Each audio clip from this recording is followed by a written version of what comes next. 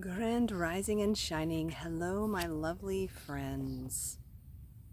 So, of course, I'm at Etowah and I'm headed back. Finished my wonderful morning here, and it is just so lovely, actually.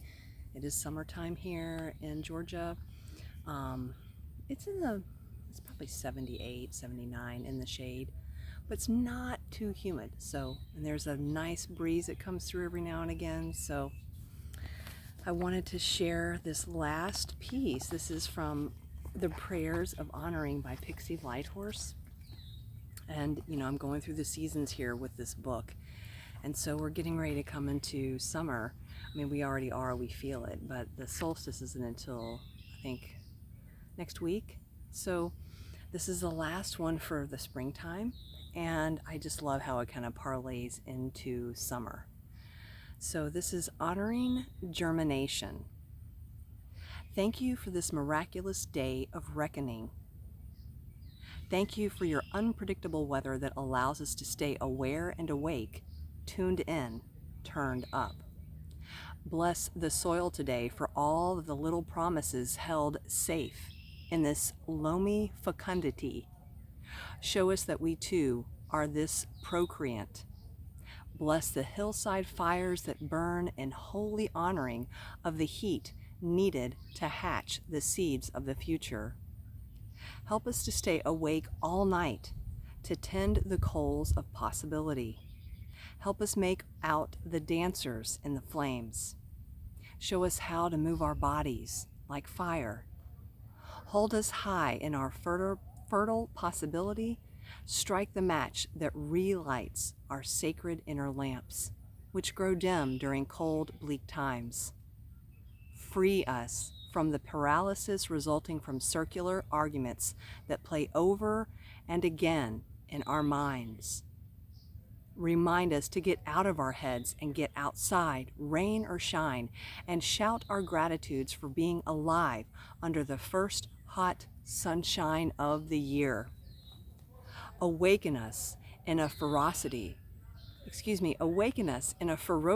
and fever for what we are passionate about, but haven't yet found a way to express. Balance us with gentleness so that we handle the fragile with care.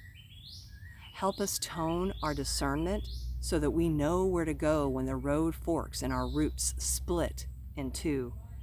Help us make repairs where needed in the time required for wholeness.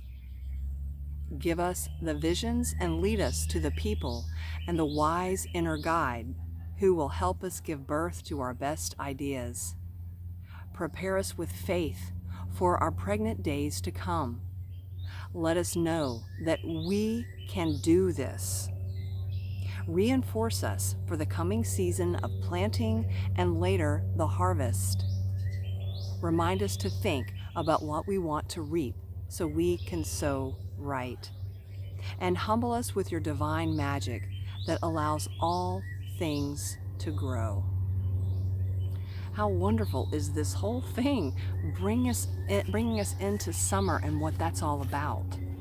Expanding